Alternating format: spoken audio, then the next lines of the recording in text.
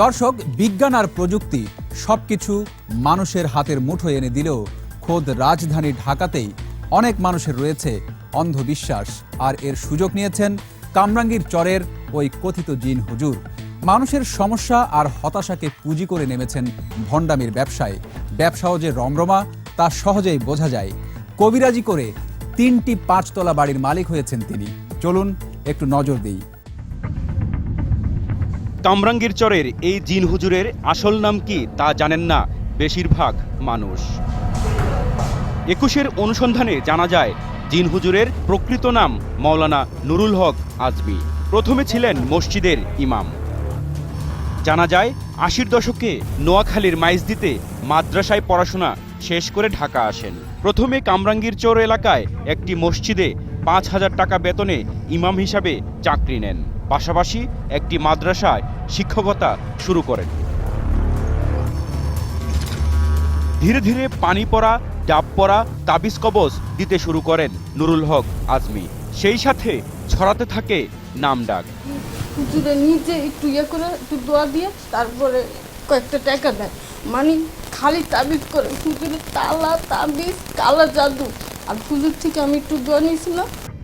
এক সময় চাকরি ছেড়ে দিয়ে জিন সাধনার কথা বলতে শুরু করেন, আর বিনা পুঁজিতে আয় হতে থাকে লাখ লাখ টাকা। জিনে ধরলে জিন ছাড়া দিই, তারপরে দিই আমার তো আপসের তো বিদ্যে। আর না হলে আসে কেন স্যার? আমি তো কারো ডাকি না, আমি তো কোনো অ্যাডভার্টাইজ দিই না, পেপারও দিই না। কামরাঙ্গীর চরেই নির্মাণ করেছেন 3টি বাড়ি, গড়েছেন ব্যবসা প্রতিষ্ঠান। হুজুরের আস্তানার পাশেই নিজের কবিরাজির দোকান। জানা গেছে হুজুরের এক আত্মীয় এই দোকান পরিচালনা করেন।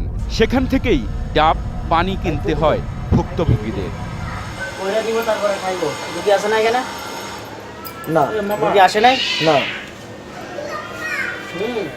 ডাব 60-65, আবার দাম যখন যে এরকম থাকে 50 টাকা।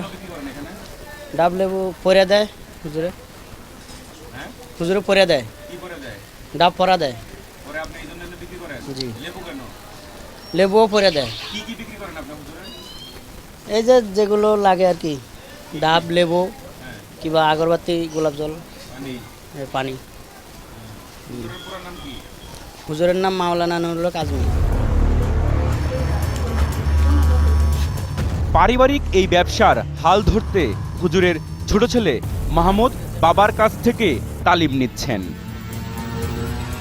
3-4টা বাড়ি তো অনেকেই করতে পারছে।